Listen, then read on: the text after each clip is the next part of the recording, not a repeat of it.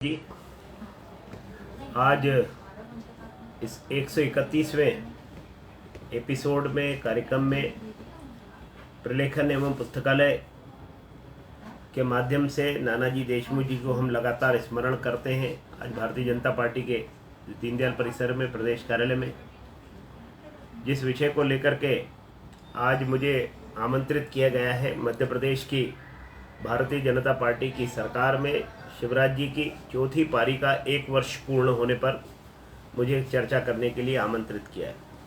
आज का दिन भारतीय इतिहास का बहुत गौरवशाली दिन है, जिस दिन देश की आज़ादी के मतवाले देश के को आज़ाद करने के लिए नौजवानों ने हंसते हंसते फांसी के फंदे को अपने गले में डाल लिया। एक घटना जब लाला लाजपत राय जी पर लाठीचार्ज हुआ साइमन कमीशन की रिपोर्ट के विरोध में, तो उसके बाद उनकी जब लाठियों से पीट करके उनकी हत्या कर दी गई, तो उस जब वरिष्ठ क्रांतिकारी की हत्या हुई, एक स्वतंत्रता संग्राम का जो आंदोलन चला रहे थे, फिर नौजवानों में आक्रोश भड़का। उस आक्रोश की परिणति ये हुई कि सैंडर्स की हत्या शहीद आजम भगत सिंह ने की, जो बाद में शहीद हुए, और उनके दोनों साथियों ने फिर असेंबली में बम फेंक करके उन्होंने गूंगी बहरी अंग्रेज सरकार को जगाने का काम किया। इसके बाद उनको पकड़ा गया। पकड़ने के बाद जब उनके परिजन और बाकी लोगों ने उनको प्रलोभन भी दिया कि आप माफ़ी मांग लें तो अंग्रेज सरकार आपको छोड़ सकती है, रिहा कर सकती है, लेकिन भगत सिंह जी ने कहा नहीं, मैं अगर मरूंगा, मैं अगर शहीद होऊंगा तो बहुत सारे भगत सिंह पैदा होंगे जो इस देश की क्रांति के लिए, इस देश की आज़ादी के लिए लड़ेंगे। वास्तव में हुआ भी ऐसा ही। एक लंबी श्रृंखला बाद में खड़ी हुई। संयोग से एक और बाल क्रांतिकारी जिसके 19 साल की आयु में जिसका बलिदान हुआ, जिसकी शहादत हुई, अमर शहीद हेमू कालानी को भी हम याद करते हैं। उनकी भी आज जयंती है। वो उनका जन्म 1923 को हुआ, लेकिन जहाँ एक 1931 को इन तीनों क्रांतिकारियों की फांसी का दिन है, वहीं एक वीर क्रांतिकारी जो आगे चल के 1943 में उनको फांसी हुई 21 जनवरी को, आज उनका जन्मदिन भी है। हम इस रूप में भी शहीदों को स्मरण करते हैं, उनके चरणों में श्रद्धा सुमन अर्पित करते हैं। साथ ही आज जिस विषय को लेकर हम एकत्रित हुए हैं, माननीय शिवराज जी की सरकार, तो सरकार के पहले हमको ये जानना पड़ेगा कि 2018 में मध्य प्रदेश में छल कपट करके एक्सीडेंटली, दुर्घटनावश मध्य प्रदेश में कांग्रेस की सरकार बनी। कमलनाथ जी ने उसका नेतृत्व किया। जिस चेहरे को दिखा करके वोट लिए, उस चेहरे को विमुख करते हुए कमलनाथ जी मुख्यमंत्री बने। मुख्यमंत्री बनने के पहले राहुल गांधी जी ने एक बात कही थी। एक सभा में उन्होंने कहा था कि मध्य प्रदेश के किसानों का कर्ज माफ होगा, 2 लाख रुपए तक का कर्ज माफ होगा। एक बड़ा वादा मध्य प्रदेश के किसानों के साथ किया गया, और उसमें उन्होंने गिनती करके बताया कि 1 दिन, 2 दिन, 3 दिन और आखिर 10 दिन में मुख्यमंत्री बदल दूंगा। ऐसी बात राहुल गांधी जी ने कही। मध्य प्रदेश की जनता को लगा, खासतौर से किसान भाई बहनों को लगा कि अब हमारे ऊपर जो कर्ज है उसकी माफ़ी हो जाएगी। लेकिन सरकार भी बनी। सरकार बनने के बाद 1 दिन, 2 दिन तो छोड़िए, 10 दिन छोड़िए, 10 महीने छोड़ दीजिए, 15 महीने में एक भी किसान का 2 लाख रुपए का कर्ज माफ नहीं हुआ। दूसरा वादा बेरोजगारों की भावनाओं से खेलने का किया गया। युवाओं को ये भरोसा दिलाया गया कि अगर जब तक आपको रोजगार नहीं देंगे तो हम आपको 4,000 रुपए का बेरोजगारी भत्ता देंगे। एक भी बेरोजगार को मध्य प्रदेश में बेरोजगारी भत्ता नहीं मिला। बदला उनको ढोर चराने की ट्रेनिंग देने की बात हुई, बैंड बाजा बजाने की ट्रेनिंग करके उनका उपहास उड़ाने का काम कमलनाथ जी की सरकार ने किया। लोगों में भारी आक्रोश था। सरकार बनते से ही एक पहला काम ऐसा किया कि वल्लभ भवन के सामने प्रति माह की 1 तारीख को वंदे मातरम का गान होता था। वंदे मातरम के गान से किसी को कोई तकलीफ नहीं हो सकती। जो भारत में रहता है वो वंदे मातरम पूरे गर्व के साथ गाता है, लेकिन उसको भी बंद करवाने का एक ऐसा घृणित कार्य कमलनाथ जी की सरकार ने किया। मध्य प्रदेश की जनता को लगा ये काम करने नहीं, केवल विमनस्ता का काम करने के लिए आए। मध्य प्रदेश में मीसाबंदियों को जो पेंशन मिला करती थी, वो पेंशन उन्होंने बंद कर दी। कैबिनेट में एक संकल्प पारित हुआ, नागरिकता संशोधन अधिनियम, जिसका निर्माण भारत की संसद ने किया। भारत की संसद ने कहा कि जो यहाँ पर आने वाले, भारत में आने वाले, चाहे वो हिंदू हो, ईसाई हो, सिख हो, जैन हो, पारसी हो, इनको यहाँ की नागरिकता मिलना चाहिए। कहीं भी धार्मिक आधार पर जो प्रताड़ित किए गए वो यहाँ आएंगे, उनको यहाँ की नागरिकता दी जाएगी। ये बिल पास हुआ, लेकिन पूरी तरीके से पूरा देश इसको लागू करता। सबसे पहले कमलनाथ जी ने इसका विरोध किया, कैबिनेट में इसका विरोध किया। न केवल विरोध किया, एक ऐसे जो राष्ट्र विरोधी तत्व जो सक्रिय थे, जो आंदोलन प्रदर्शन कर रहे थे, ऐसे धरनों का नेतृत्व भी कमलनाथ जी ने किया। एक भारत की सदन में बनाया हुआ, उस संसद में बनाया हुआ कानून, उस कानून का विरोध करने के लिए एक राज्य का मुखिया बाहर आया। इससे घृणित कोई और घटना दूसरी देश में नहीं हो सकती थी, राज्यों में नहीं हो सकती थी। इसी आधार पर सीएए के विरोध में हमारे एक अनुसूचित जाति वर्ग के भारतीय जनता पार्टी के युवा मोर्चा के जिले के महामंत्री ने उज्जैन में महाकाल मंदिर के सामने जो सीएए का विरोध कर रहे थे, उन विरोध करने वालों का विरोध किया, तो उसके खिलाफ भी एक रासुका की कार्रवाई करके उनको बंद कर दिया गया। अनेक ऐसी घटनाएं मध्य प्रदेश में कमलनाथ जी के समय में हुई। मैं उनका उल्लेख इसलिए करना चाहता हूं कि सरकार जाना तो उनके प्रति किसी की सहानुभूति नहीं हुई, सरकार गई तो उनके कृत्यों को लोगों ने स्मरण किया। मंदिर की जमीनों को हथियाने का काम मध्य प्रदेश की सरकार ने शुरू किया, उसके लिए विधेयक लाने का प्रयत्न था। वहीं दूसरी ओर मध्य प्रदेश में इमामों का वेतन जहां 2200 रुपए होता था, उनका बढ़ा करके 5000 रुपए कर दिया। जहां मुअज्जिनों का वेतन 1900 रुपए था, उसको बढ़ा करके 4500 रुपए करने का एक तुष्टीकरण की राजनीति मध्य प्रदेश की जमीन पर होने लगी। इसके पहले कभी ऐसा नहीं होता था। कमलनाथ जी ने ऐसा तोड़ने का काम, ऐसे बंटवारे करने का काम किया। आंगनवाड़ी के बच्चों को अंडा परोसने का काम, जबकि उस समय भरपूर विरोध हुआ कि शाकाहारी भी लोग होते हैं, आप उनके लिए चिंता कीजिए, लेकिन नहीं, उन्होंने अंडा परोसा जाएगा क्योंकि उसमें प्रोटीन के 10 चीजें हो सकती है। आप उनको पनीर खिलाइए, आप दूध पिलाइए, प्रोटीन के बहुत सारी चीजें हो सकती हैं, आप उनको सोया खिलाइए, लेकिन अंडा खिला करके उनको धर्म भ्रष्ट करने का काम भी कमलनाथ जी की सरकार ने आरंभ किया था। नगर निगम और नगर पालिकाओं को तुष्टीकरण के आधार पर तोड़ने का काम दिग्विजय सिंह जी के प्रयत्नों से शुरू हुआ। भोपाल जैसी नगर निगम को 3 हिस्सों में बांटना, उसमें भी इस आधार पर बांटना कि यहाँ हिंदू होगा तो यहाँ नहीं जीत सकते, इनको भाजपा के हवाले, बाकी 2 सीटों पर, 2 स्थानों पर कैसे हम कब्जा कर सकते हैं, केवल और केवल मात्र तुष्टीकरण के आधार पर हम सत्ता में कैसे कायम रह सकते हैं। यह प्रयास कमलनाथ जी और उनके भाई दिग्विजय सिंह जी ने लगातार किया। मध्य प्रदेश को बालू और दारू का एक अड्डा बना दिया। वल्लभ भवन में दलालों का अड्डा बन गया था। वल्लभ भवन, वहां माफिया सक्रिय हो गया था।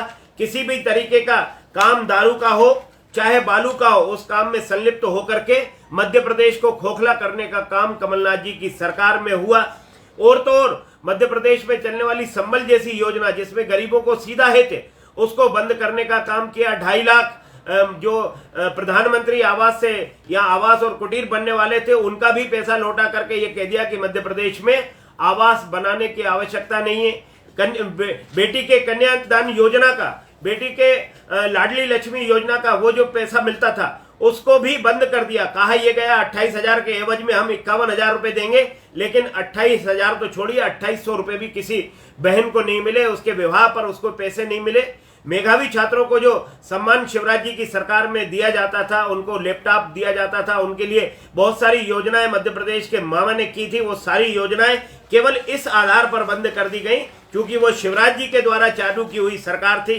बंधुओं, आपसी उनके झगड़े के कारण, मनमुटाव के कारण, और ज्योतिरादित्य सिंधिया जी ने कहा कि मेरा चेहरा दिखा करके आपने चुनाव लड़ा है और जो वादे किए गए थे उस घोषणा पत्र में मैं भी आपके साथ बराबरी का भागीदार हूं, इसलिए वो काम होना चाहिए। उन्होंने जो मांग रखी उस पर कमलनाथ जी ने बहुत बेशर्मी के साथ कहा था कि आपको आंदोलन करना है तो आप सड़कों पर जाइए। एक गैर जिम्मेदाराना बयान। और इसके बाद कांग्रेस में जो फूट हुई और उस टूटन के बाद वहां उस समय जो जनप्रतिनिधि थे, जो विधायक थे, वो अपने मुख्यमंत्री के पास जाते थे तो मुख्यमंत्री के पास समय नहीं होता था, चलिए समय नहीं है। वो कभी भी वल्लभ भवन से बाहर निकल करके मध्य प्रदेश के किसी खेत खलियान में, किसी सड़क, किसी मोहल्ले में जाकर के कमलनाथ जी ने ये नहीं देखा कि वहां की जनता कैसे रह रही है। आखिरकार ज्योतिरादित्य सिंधिया जी और उनके साथियों ने तय कर लिया कि हम अपने एजेंडा को पूरा नहीं कर पाएंगे, हमने जो वादे किए थे वो पूरे नहीं हो पाएंगे, इसलिए इस सरकार से विदाई लेना है। और उन्होंने अपने कैरियर को दांव पर लगा करके उन्होंने कांग्रेस पार्टी छोड़ी, कांग्रेस भर भरा कर गिर पड़ी। 20 मार्च को 2020 को कमलनाथ जी को इस्तीफा देना पड़ा। इसके बाद सारे उन विधायकों ने भारतीय जनता पार्टी के साथ देने की बात कही। भारतीय जनता पार्टी ने उनका साथ लिया। मध्य प्रदेश में आज ही के दिन 23 मार्च 20 को आज 1 वर्ष पूरा हुआ है। मध्य प्रदेश में फिर से माननीय शिवराज सिंह जी की सरकार बनी और सरकार बनने के साथ ही शिवराज जी ने रात को शपथ ली। शपथ लेने के बाद वे घर नहीं लौटे और सीधे वल्लभ भवन गए। कोविड का ऐसा भयंकर दौर, इस संक्रमण का जिस प्रभाव बढ़ता जा रहा था, कैसे लॉकडाउन होगा, लॉकडाउन के बाद कैसे मध्य प्रदेश में इस संक्रमण को रोक सकते हैं, कैसे उपाय हो सकते हैं। पीपीई किट नहीं था, यहाँ N95 मास्क जैसी व्यवस्था नहीं थी, अस्पतालों में वहां ऑक्सीजन की व्यवस्था नहीं थी, कैसे कोई हमको सीसी जो क्रिटिकल केयर और आईसीयू जैसे कमरों की व्यवस्था नहीं थी। मरीज जाए तो जाए कहाँ, ऐसी अवस्था को, इस दुरावस्थाओं को ठीक करने का काम मध्य प्रदेश में शिवराज जी ने किया। इसलिए हमने भारतीय जनता पार्टी के मध्य प्रदेश के नेतृत्व ने, माननीय प्रदेश अध्यक्ष विष्णुदत्त जी शर्मा ने तय किया कि हम एक नारे के साथ इस 1 वर्ष का उत्सव मनाएंगे। उसमें कहा है कि सेवा का संस्कार, हमारे पास हमको जो सेवा के जो संस्कार मिले हुए, हमने कोविड के काल में, चाहे सरकार शिवराज जी की सरकार ने, चाहे भारतीय जनता पार्टी के मध्य प्रदेश के संगठन है, चाहे भोजन के बांटने का काम हो, राशन बांटने का काम हो, यहां तक कि प्रवासी नागरिक जो महाराष्ट्र और गुजरात से अपने बिहार और उत्तर प्रदेश को लौट रहे थे, उनको चप्पलें पहनाने का काम हो, उनको कपड़े देने का काम हो, अनेक ऐसे परोपकार के काम किए। तो हमने उसमें कहा कि सेवा का संस्कार, जिसके अंतर्गत मध्य प्रदेश की सरकार और संगठन ने काम किया।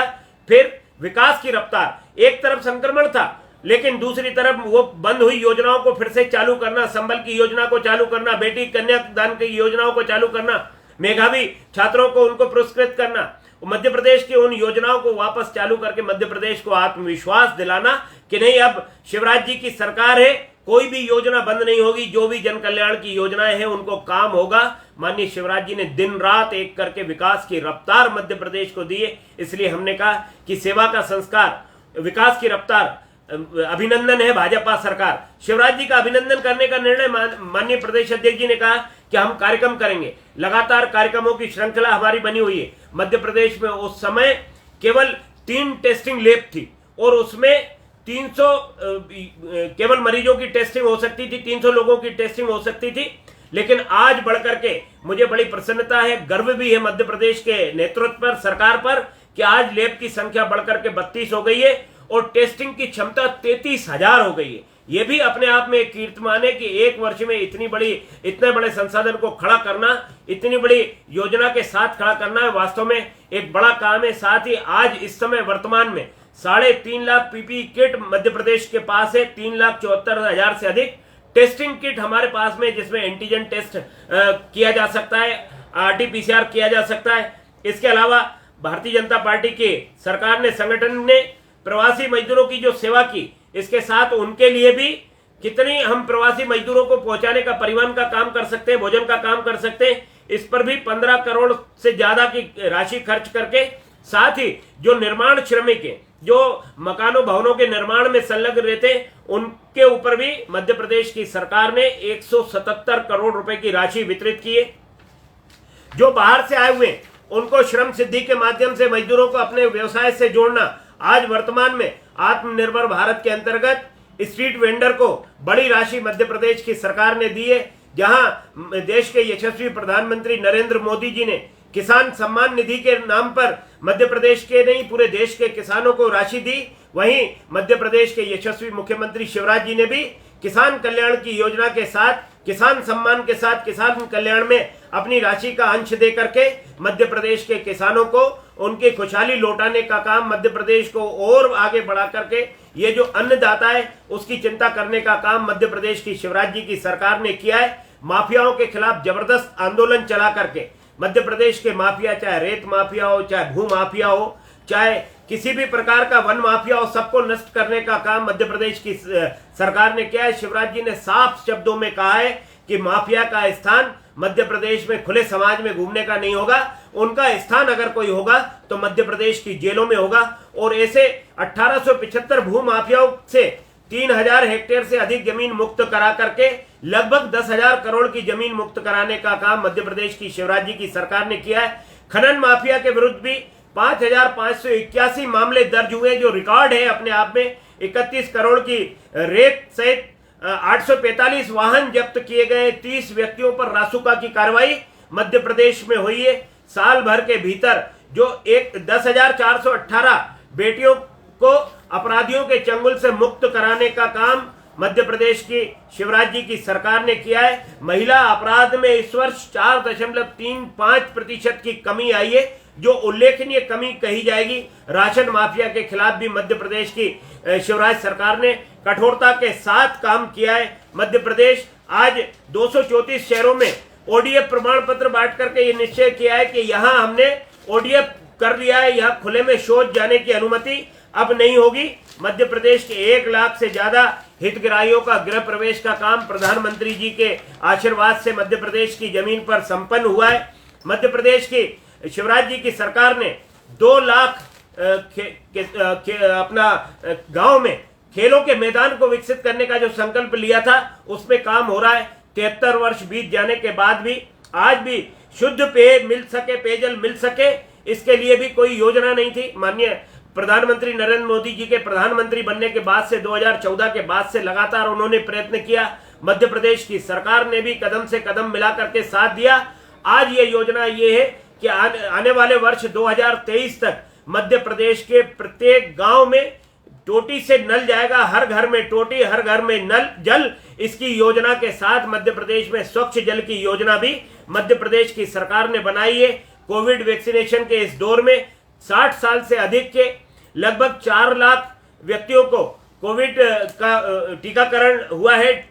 कोविड के विरुद्ध टीका लगाया गया है। साथ ही गंभीर बीमारियों से जो 45 वर्ष से अधिक आयु के हैं, उनके भी 55,000 से ज्यादा लोगों का टीकाकरण हुआ है। अनेक सारे मध्य प्रदेश में छतरपुर, दमोह और सिवनी में नए मेडिकल कॉलेज की घोषणा की गई है। मध्य प्रदेश के सभी अस्पतालों में वहां आईसीयू और बाकी बेड की संख्या बढ़ाने का काम मध्य प्रदेश की लोकप्रिय सरकार ने किया है। लगातार महिलाओं के हित में मध्य प्रदेश की सरकार काम कर रही है। भारतीय जनता पार्टी मध्य प्रदेश ने इस 1 साल के उत्सव को इस रूप में मनाया है कि आज जहां माननीय मुख्यमंत्री जी के निर्देश पर भारतीय जनता पार्टी के कार्यकर्ता 11 बजे सायरन बजा करके मौन 2 मिनट का मौन रख करके लोगों को सचेत किया है कि इस कोविड से अगर हमको निपटना है, कोविड को अगर मात देना है, तो हमको मास्क अनिवार्य रूप से लगाना होगा, सैनिटाइजर का उपयोग करना होगा और फिजिकल डिस्टेंस का पालन करना होगा। जिस तरीके से कोरोना ने वापसी की है, पूरी दुनिया में वापसी की है, ब्राजील देश तो तबाही की ओर है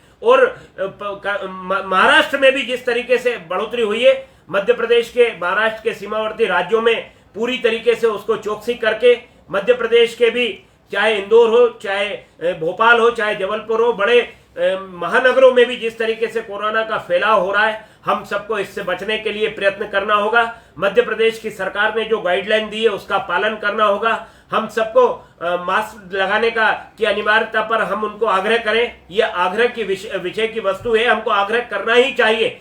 कोई भी व्यक्ति, सरकार की तरफ से तो लोगों ने सरकार उस पर पाबंदी लगा करके और उस पर सख्ती से कार्रवाई कर रही है, लेकिन हम आग्रह करें लोगों से कि आप मास्क लगाइए, अपना जीवन भी सुरक्षित कीजिए और आप जिनके साथ मिलने वाले हैं उनका जीवन भी सुरक्षित कीजिए। भारतीय जनता पार्टी मध्य प्रदेश ने तय किया है, आज इन कामों के साथ ही मध्य प्रदेश में जितनी भी विकास की योजनाएं हैं, जो 1 वर्ष में विकास की घोषणा हुई, विकास के काम हुए या योजनाएं घोषित की गई, इस बजट में उनका प्रावधान किया है, ऐसे सभी स्थानों पर हम नारियल फोड़ेंगे। कांग्रेस ने उपहास उड़ाया था 28 विधानसभा के उपचुनाव के समय में कि शिवराज जी जेब में नारियल लेकर के चलते हैं और नारियल फोड़ते हैं। हम उनकी वास्तविकता बताएंगे। हमने भारतीय जनता पार्टी के कार्यकर्ता से कहा है, हमने सभी माननीय विधायकों से कहा है, सभी जो चुनाव जीत नहीं सके थे 2018 में, उन विधायकों से कहा है, जो 2020 के उपचुनाव में हमारे सहयोगी साथी बनकर के चुनाव लड़े थे, जो जीत नहीं पाए, उन सभी साथियों से आग्रह किया है, आप अपने अपने क्षेत्र में उन विकास योजनाओं को, जो कार्य संपूर्ण हुआ है, जो कार्य प्रगति पर है, जिस कार्य की घोषणा हुई है, ऐसे स्थानों पर जाकर के आप नारियल फोड़िए। वहां के लोगों को बताइए, कांग्रेसियों को भी बताइए कि शिवराज जी केवल नारियल फोड़ने का काम नहीं करते, ये विकास की रफ्तार को उन्होंने आगे बढ़ाने का काम किया है। आप रोना रोते रहे कि मध्य प्रदेश को कंगाल कर दिया, मध्य प्रदेश में पैसा नहीं है। लेकिन शिवराज जी की सरकार बनने के बाद 2020 के 23 मार्च के बाद से लेकर के एक महीना ऐसा नहीं आया कि मध्य प्रदेश के शासकीय कर्मचारियों को कभी वेतन का भुगतान नहीं हुआ।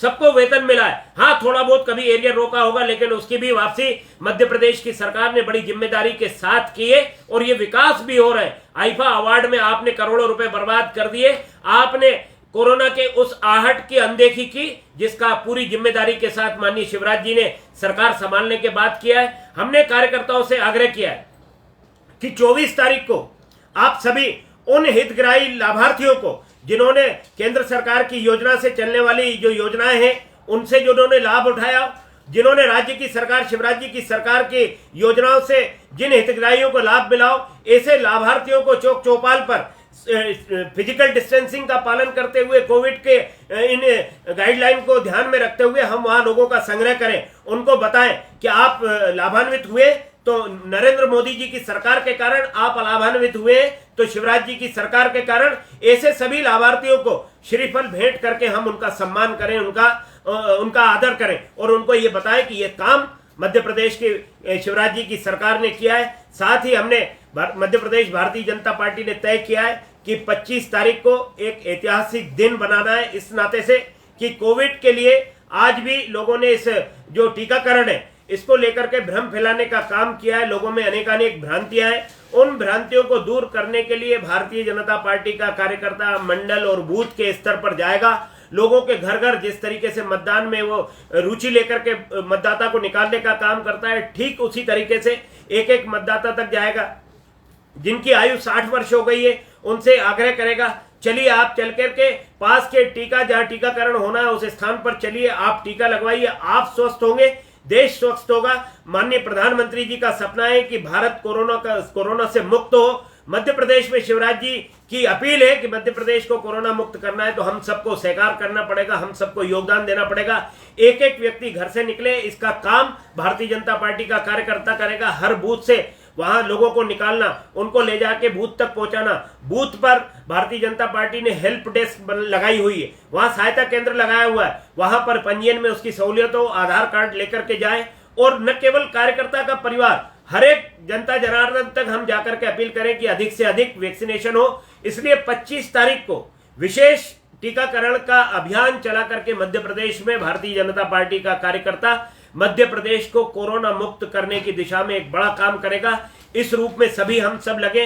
मैं आपके माध्यम से सभी भारतीय जनता पार्टी के कार्यकर्ता, विचार से जुड़े सभी मैं साथियों से आग्रह करूंगा कि 25 तारीख को 25 मार्च को सुबह से लेकर शाम तक टीकाकरण के इस विशेष अभियान में हम सब जुटे और हम सब घर बैठे वहां से जहां भी है वहां से हम माननीय शिवराज जी को आशीर्वाद दें कि उनकी सरकार यशस्वी हो और जो अपेक्षाएं जनता की शिवराज जी के प्रति हैं, मध्य प्रदेश की भारतीय जनता पार्टी के प्रति हैं, वो निश्चित रूप से पूरी हो। आदरणीय विष्णुदत्त जी शर्मा संगठन के कार्य से सारे कार्यकर्ताओं को मध्य प्रदेश में भारतीय जनता पार्टी के सभी 1010 मंडलों पर कार्यकर्ताओं को लगातार चेताते रहते हैं, सबको आग्रह करते हैं, सबको उन्होंने कहा है कि सब इस अभियान में जुटे और मध्य प्रदेश की सरकार और मजबूत होकर के मध्य प्रदेश में और आगे काम कर सके, जनहितैषी जन कल्याण के काम कर सके। हम सब सहायक होकर के भारतीय जनता पार्टी का संगठन कदम से कदम मिलाकर के और अधिक काम कर सके। इसी आग्रह के साथ मैं 1 वर्ष की सफलता पर, 1 वर्ष पूर्ण करने पर माननीय शिवराज जी को, उनकी पूरी सरकार को बहुत बहुत कोटि बधाई देता हूँ, बहुत बहुत धन्यवाद करता हूँ, बहुत बहुत बधाइयाँ। भारत माता की जय। वंदे मातरम।